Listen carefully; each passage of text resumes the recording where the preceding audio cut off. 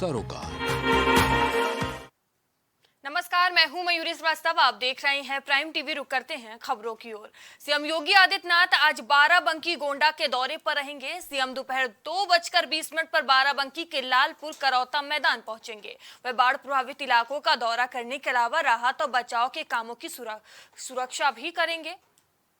राहत सामग्री का वितरण भी करेंगे। इसके बाद सीएम योगी गोंडा के लिए रवाना हो जाएंगे, जहां चचरी इलाके में बाढ़ पीड़ितों से मुख्यमंत्री योगी आदित्यनाथ मिलेंगे। शाम 4:40 पर हेलीकॉप्टर से सीएम योगी बलरामपुर पहुंचेंगे। वहीं 4:55 पर देवी पाटन मंदिर तुलसीपुर में सीएम का कार्यक्रम होगा। तो बता दें, 3 जिलों के दौरे पर आज सीएम योगी आदित्यनाथ रहेंगे, जहां बाढ़ प्रभावित इलाकों का जायजा लेंगे। वहीं सीएम योगी के आगमन को लेकर तैयारियां भी भरपूर की गई हैं। सीएम योगी का लगातार तूफानी दौरा देखने को मिल रहा है। वहीं सीएम योगी आज 3 जिलों के दौरे पर रहेंगे, जहां वो बाढ़ प्रभावित इलाकों का जायजा लेंगे और बाढ़ पीड़ितों को राहत सामग्री का वितरण भी करेंगे। तो आज 3 जिलों के दौरे पर सीएम योगी आदित्यनाथ रहेंगे, जहां वो तमाम कार्यक्रमों में शिरकत करने जा रहे हैं। वहीं बाढ़ प्रभावित इलाकों का लगातार जायजा कर रहे हैं।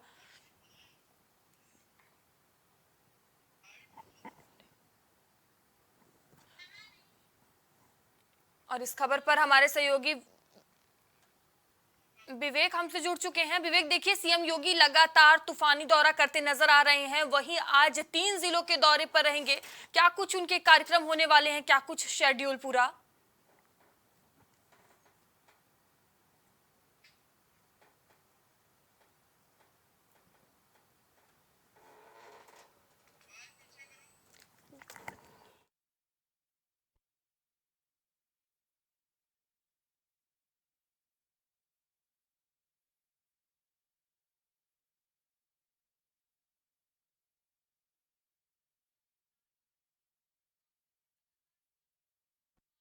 करते नजर आ रहे हैं,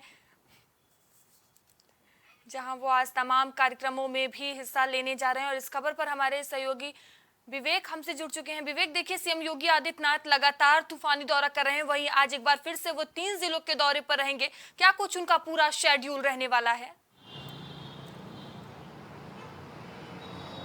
देखिए मयूरी, अगर बात की जाए तो उत्तर भारत के मैदानी और पहाड़ी इलाकों में जिस तरीके से भारी बारिश के कारण कहीं ना कहीं तबाही देखने को मिली है और काफ़ी ज़्यादा जनसंख्या में लोग इस बारिश से प्रभावित हुए हैं। कई लोगों को अपने निवास स्थान, अपने जन्म स्थान को छोड़कर एक सुरक्षित जगह पे जाना पड़ा है। और कई इलाके ऐसे भी हैं उत्तर प्रदेश के निचले वाले, जहाँ पे उन बारिश से बाढ़ की स्थिति आ गई है। और ऐसी बाढ़ की स्थिति से निपटने के लिए उत्तर प्रदेश सरकार लगातार राहत शिविर केंद्र की स्थापना कर रही है। लोगों को राहत सामग्री के अलावा भोजन सामग्री भी बांटी जा रही है। और लगातार सूबे के मंत्री और जनप्रतिनिधि इलाकों में जा रहे हैं और लोगों का कुशल क्षेम पूछ रहे हैं। इसी सिलसिले में उत्तर प्रदेश के मुख्यमंत्री योगी आदित्यनाथ आज 3 जिले में रहेंगे उत्तर प्रदेश के। और ये वो जिले हैं जिनके कई इलाके बारिश के कारण बाढ़ की चपेट में आ गए हैं। अगर बात करें तो जिस तरीके से उत्तर भारत में भारी बारिश के कारण नुकसान हुआ है, उसका सीधा असर उत्तर प्रदेश के कई निचली इलाकों में भी देखने को मिला है। अगर बात करें तो उत्तर प्रदेश के मुख्यमंत्री योगी आदित्यनाथ आज 3 जनपदों बाराबंकी, गोंडा और बलरामपुर जाएंगे। वहाँ बाढ़ प्रभावित जो जनता है उससे मुलाकात करेंगे, बाढ़ प्रभावित क्षेत्र की स्थिति को देखेंगे, राहत सामग्री का वितरण किस प्रकार से हो रहा है इसका निरीक्षण करेंगे। और एक जगह से कई जगह से ऐसी खबरें भी आ रही हैं कि जो राहत सामग्री का वितरण हो रहा है, जो खाद्य सामग्री का वितरण हो रहा है, उसमें एक जगह सड़े आलू का वितरण करने का भी आरोप लगा था। उसके बाद मुख्यमंत्री खुद इसका दौरा करके निरीक्षण कर रहे हैं। ठीक है। वहीं भूपेंद्र तिवारी हमसे गोंडा से जुड़े हुए हैं, हमारे सहयोगी। देखिए भूपेंद्र, लगातार सीएम योगी आदित्यनाथ दौरा करते हुए नजर आ रहे हैं, जिसमें आज वो 3 जिलों के दौरे पर हैं। वहीं वो गोंडा भी पहुंचेंगे, तो क्या कुछ उनके वहां कार्यक्रम होने वाले हैं?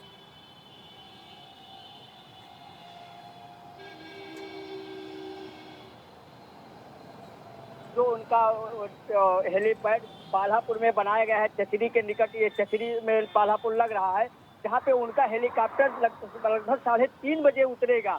और हेलीकॉप्टर उतरने के बाद वो बाढ़ प्रभावित जो क्षेत्र हैं वहाँ का दौरा करेंगे। उसके बाद राहत सामग्री किट जो है वो कुछ लोगों को बांटेंगे और पुरस्कृत भी करेंगे।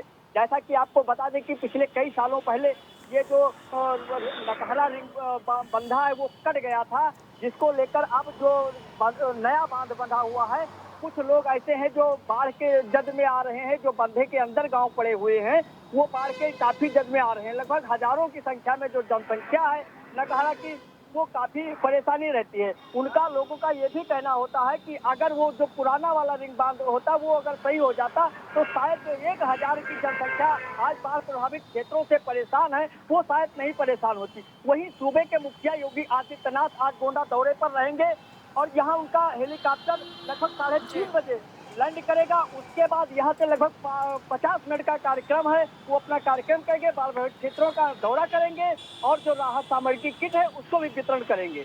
भूपेंद्र, जिस तरह अभी आपने बताया कि सीएम योगी आदित्यनाथ बाढ़ प्रभावित इलाकों का जायजा लेंगे और पीड़ितों से भी मुलाकात करेंगे, तो उनके आगमन को लेकर प्रशासन की तरफ से किस तरह की तैयारियां की गई हैं? जी बिल्कुल, आपको बता दें कि जिले का जो प्रशासन है वो रात से ही काफी अलर्ट दिख रहा है, जिसको लेकर चचरी में जो है योगी आदित्यनाथ की सारी तैयारियां पूर्ण हो रही हैं, जिसको लेकर जिले के वो डीएम हो या पुलिस अधीक्षक हो, सारे लोग लग करके पुलिस प्रशासन के तरफ से, बाकी जो जिले के आला अधिकारी हैं उनके तरफ से, जो उनका हेलीपैड से लेकर जो अस्थायी जो कार्यक्रम है वहाँ पंडाल से लेकर सारी तैयारियां जोरों से मची हुई हैं। जी विवेक, देखिए लगातार सीएम योगी आदित्यनाथ दौरा कर रहे हैं, आज वो 3 जिलों के दौरे पर हैं, तो किस तरह से आगमन को लेकर प्रशासन की तरफ से इन तीनों जिलों में तैयारियां देखने को मिल रही हैं?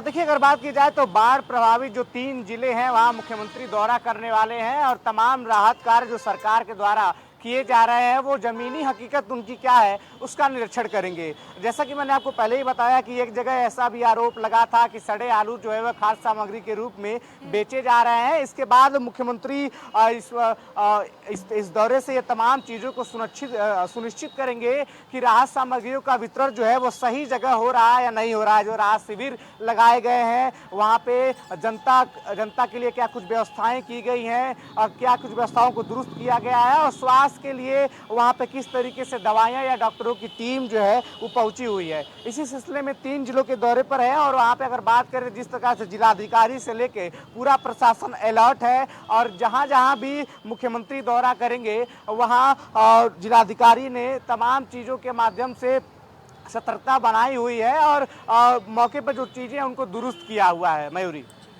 भूपेंद्र, सीएम योगी के साथ और कौन कौन लोग मौजूद रहेंगे दौरे के दौरान, क्या इसकी कोई जानकारी है?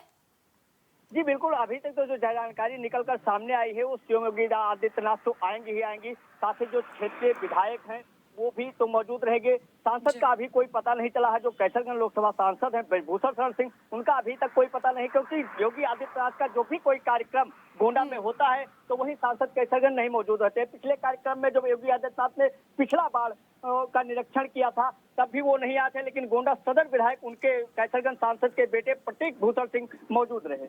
जी धन्यवाद भूपेंद्र, हमसे जुड़ने के लिए। विवेक, आपका बहुत बहुत धन्यवाद तमाम जानकारियों के लिए।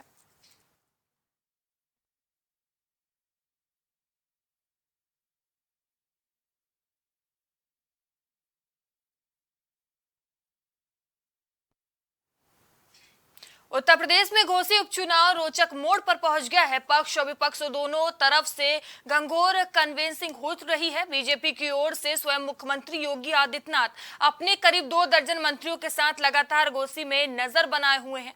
वहीं समाजवादी पार्टी की ओर से पूर्व सीएम अखिलेश यादव ने मोर्चा संभाल रखा है, तो सत्ताधारी पार्टी भी पीछे नहीं है। वहीं अब सीएम योगी आदित्यनाथ घोसी चुनाव में जनसभा करेंगे। सीएम की रैली को लेकर पार्टी तैयारियां तेज कर दी हैं। तो बता दें कि अब उपचुनाव का सियासी संग्राम देखने को मिल रहा है, जहां एक तरफ भारतीय जनता पार्टी लगातार एक्शन मोड में नजर आ रही है, तो वहीं अब समाजवादी पार्टी भी पीछे नहीं है। जहां अखिलेश यादव खुद मैदान में उतरे हुए हैं प्रचार प्रसार के लिए, तो वहीं अब 2 सितंबर को सीएम योगी आदित्यनाथ भी जनसभा करते हुए नजर आएंगे। तो घोसी उपचुनाव बेहद ही दिलचस्प होता जा रहा है। उत्तर प्रदेश में घोसी उपचुनाव रोचक मोड़ पर पहुंचता हुआ नजर आ रहा है। पक्ष और विपक्ष दोनों तरफ से लगातार तैयारियां देखने को मिल रही हैं।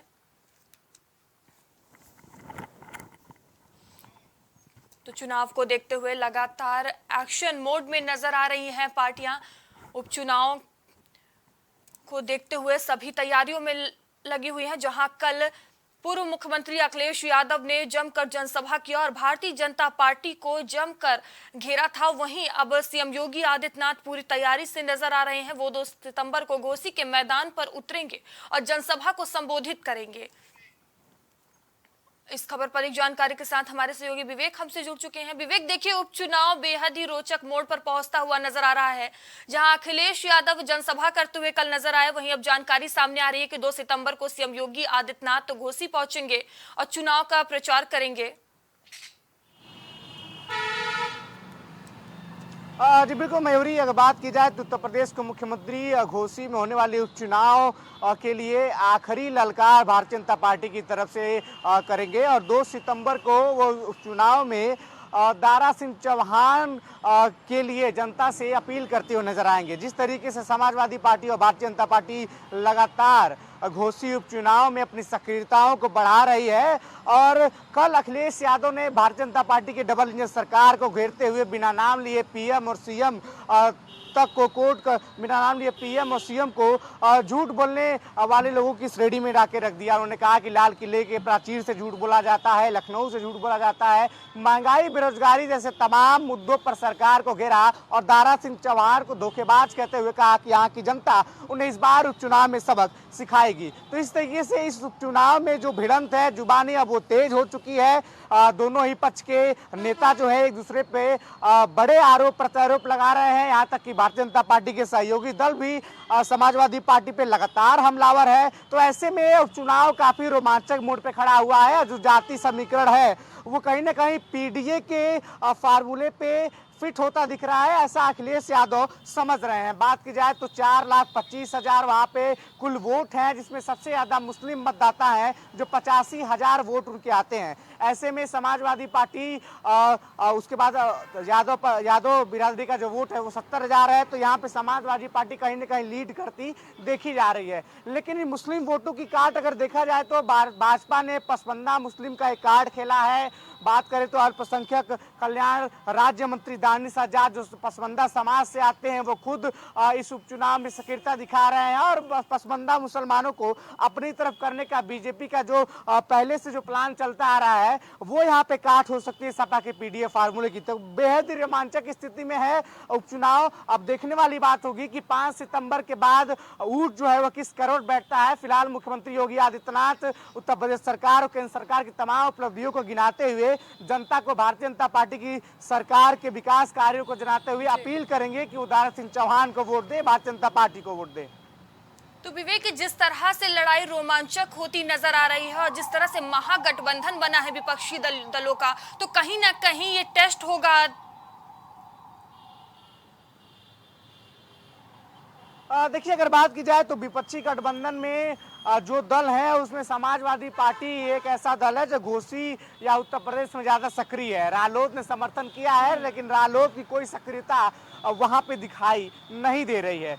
अगर देखें तो रालोद का कोई वोट बैंक भी घोसी में नहीं है। इसके अलावा कांग्रेस ने अपना समर्थन दे दिया है, लेकिन कांग्रेस उत्तर प्रदेश में कितनी सक्रिय या आपसे और हमसे छुपी नहीं है। अजय राय नए प्रदेश अध्यक्ष हैं, पूर्वांचल से आते हैं, तो कहीं ना कहीं एक समीकरण ये बन सकता है, लेकिन वो समीकरण भारतीय जनता पार्टी को प्रभावित करे ऐसा होता दिखाई नहीं दे रहा है। तो ये लड़ाई जो है वह सपा और भाजपा के बीच की है, वहाँ के जाति गठजोड़ की है। और जिस तरीके से भाजपा पसमंदा कार्ड खेल रही है और सपा पीडीए का फॉर्मूला यहाँ पे लागू करना चाहती है, इन दोनों की गणित का है। जिसका गणित सबसे सीधा साधा सरल बैठेगा वो इस उपचुनाव में विजयी होगा। मयूरी जी, धन्यवाद विवेक, हमसे जुड़ने के लिए, तमाम जानकारियों के लिए।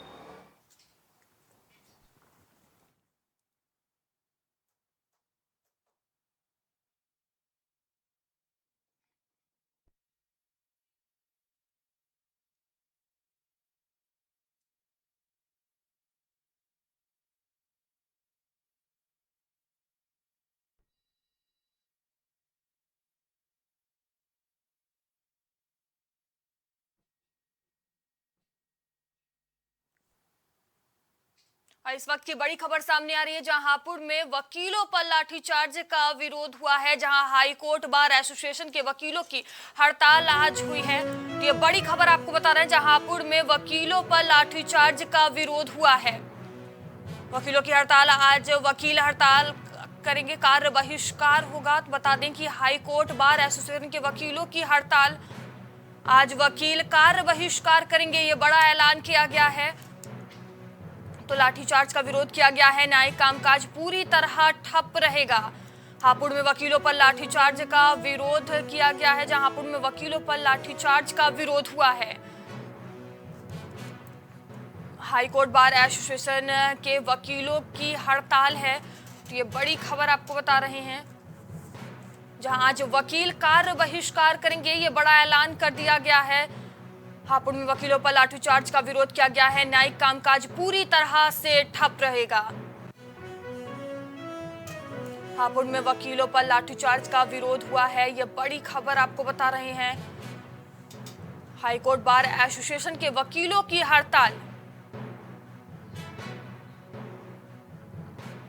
आज वकील कार्य बहिष्कार करेंगे, तो ये बड़ा ऐलान कर दिया गया है। तो बता दें हापुड़ में वकीलों पर लाठीचार्ज का विरोध हुआ है, जिसमें हाईकोर्ट बार एसोसिएशन के वकीलों की हड़ताल रहेगी। आज वकील कार्य बहिष्कार करेंगे, न्यायिक कामकाज पूरी तरह से ठप रहेगा।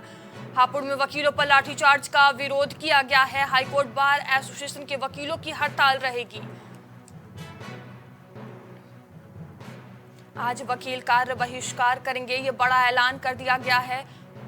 हापुड़ में वकीलों पर लाठीचार्ज का विरोध किया गया, न्यायिक कामकाज पूरी तरह से ठप रहेगा। हापुड़ में वकीलों पर लाठीचार्ज का विरोध हुआ है। हाईकोर्ट बार एसोसिएशन के वकीलों की हड़ताल, जहां आज वकील कार्य बहिष्कार करेंगे, ये बड़ी खबर आपको बता रहे हैं, जहां वकील आज कार्य बहिष्कार करेंगे, न्यायिक कामकाज पूरी तरह से ठप रहेगा। और इस खबर पर हमारे सहयोगी कलीम हमसे जुड़ चुके हैं। कलीम, हापुड़ में वकीलों पर लाठीचार्ज का विरोध हुआ है, जहां हाईकोर्ट बार एसोसिएशन के वकीलों ने विरोध किया, क्या कुछ ये पूरा मामला है? जिस तरीके से बात की जाए, शुक्रवार को जिस तरीके से एक महिला अधिवक्ता थी, वो अपने पिता के साथ कार से जा रही थी। उस दौरान जो एक सिपाही था, जो ऑन ड्यूटी था, उसकी जो है उस कार से भिड़ंत हो गई थी। उसके बाद जो है मुकदमा जिस तरीके से दर्ज हुआ था, उस मामले को लेकर के जिस तरीके से अधिवक्ताओं ने थाने का घेराव कर पिता को तो छुड़ा लिया था महिला अधिवक्ता के, लेकिन उसके बाद जो केस दर्ज हो गया था, जिसमें सरकारी कार में बाधा डालने की धाराओं में, उस मामले को लेकर के, उस केस को वापस लेने को लेकर के अधिवक्ता जिस तरीके से लगातार विरोध कर रहे थे, सड़क जाम कर रहे थे हापुड़ में, उस दौरान जब पुलिस ने उन लोगों को रास्ते से हटाने का प्रयास किया था, उसी बीच पुलिस की वकीलों से काफी नोकझोंक हुई और उसी के बाद पुलिस ने लाठीचार्ज किया था। लाठीचार्ज में बताया जा रहा है कि कई वकील जो हैं वो घायल भी हुए थे। उसके बाद से जो अधिवक्ताओं की बात की जाए, अधिवक्ताओं ने एक बड़ा आंदोलन छेड़ दिया है और इसमें विरोध भी दर्ज कराया है। विरोध की बात की जाए तो जिस तरीके से हापुड़ के एसपी की बात की जाए या फिर जो पुलिसकर्मियों की बात की जाए, साफ तौर से कहा जा रहा है कि जो दोषी हैं उनको जो है वहां से हटाया जाए, इसके साथ ही उनके ऊपर एक एफआईआर भी दर्ज की जाए। लेकिन इस मामले को लेकर के अब अगर बात की जाए तो बार एसोसिएशन की तरफ से जो है एक ऐलान किया गया है, जिसमें इलाहाबाद की बात की जाए, प्रयागराज कोर्ट की बात की जाए या फिर लखनऊ की बात की जाए या फिर मेरठ की बात की जाए, हर जगह से अधिवक्ताओं ने कार बहिष्कार का ऐलान किया है। और उस ऐलान की जो बात की जा रही है उसमें यह कहा जा रहा है कि जब तक इन लोगों पर कार्रवाई नहीं होगी तब तक किसी तरह का काम नहीं किया जाएगा। तो जाहिर सी बात है ये एक बड़ा आंदोलन छेड़ा जा रहा है, क्योंकि अभी तक ये कहा जाता है, क्योंकि इससे पहले जब अधिवक्ताओं पर लखनऊ की अगर बात की जाए लाठीचार्ज हुआ था कोर्ट परिसर में, तो उसके बाद ऐलान किया गया था कि जो इस तरीके से कोर्ट परिसर की बात की जाए वहां पर किसी तरह का लाठीचार्ज नहीं होगा। लेकिन अब एक बार फिर से जब लाठीचार्ज का अधिवक्ताओं के ऊपर मामला सामने आया है, तो इस मामले को लेकर के भी एक बार फिर वकीलों ने आंदोलन छेड़ा है। तो इसमें देखना ये होगा कि आखिर ये जो आंदोलन है, ये आंदोलन कितना लंबा चलेगा या फिर जो कार्रवाई की बात की जा रही है वो कार्रवाई कितनी होगी। कलीम, वकील की तरफ से कार्य बहिष्कार का ऐलान किया गया है, कहा गया है न्यायिक कामकाज पूरी तरह से ठप रहेगा, तो क्या इस पूरे मामले पर किसी आला अधिकारी का बयान आया है, किसी तरह से आश्वासन दिया गया है? देखिए मयूरी जी, जिस तरीके से बात की जाए तो इस मामले को लेकर के अभी तक किसी तरह का कोई भी बयान सामने नहीं आया। लेकिन हाँ, ये जरूर कहा जा रहा है कि बार एसोसिएशन की तरफ से कि इस मामले को लेकर के आज एक ज्ञापन भी सौंपा जाएगा और उस ज्ञापन में साफ तौर से कहा जाएगा कि जिस तरीके से जो दोषी पुलिसकर्मी है और इसके साथ साथ जो हापुड़ के कप्तान है उनका ट्रांसफर किया जाए और जो दोषी पुलिसकर्मी है जिन्होंने लाठीचार्ज किया है उनके ऊपर भी एफआईआर दर्ज की जाए। अगर एफआईआर दर्ज नहीं होती है तो जाहिर सी बात है ये लोग एक बड़ा आंदोलन छेड़ने की बात कर रहे हैं और सड़क पर उतर कर एक बड़ा प्रदर्शन करने की बात कर रहे हैं। लेकिन अब देखना ये होगा कि जिस तरीके से जो आंदोलन करने की बात कही जा रही है, एफआईआर की बात की जा रही है या फिर कप्तान के ट्रांसफर की बात की जा रही है। तो इन सभी मामलों को लेकर के किस तरह की कार्रवाई होगी, क्या इस मामले को लेकर कप्तान का ट्रांसफर होगा? क्योंकि जिस तरीके से अगर बरेली की हम तस्वीर की बात करें, बरेली में जिस तरीके से कप्तान के द्वारा लाठीचार्ज किया गया था और तत्काल उनका ट्रांसफर कर दिया गया था, क्योंकि उस दौरान जो है कांवड़ियों पर लाठीचार्ज की बात सामने आई थी। लेकिन इस दौरान अधिवक्ताओं की जो बात है, क्योंकि अधिवक्ताओं ने कार बहिष् का ऐलान करते हुए एक बड़ा आंदोलन भी छेड़ा है, तो ये एक बड़ी बात होगी कि अगर इस मामले में कार्रवाई होगी, तो कार्रवाई अगर जी होती है तो किस पर होती है। जी, धन्यवाद कलीम हमसे जुड़ने के लिए, तमाम जानकारियों के लिए।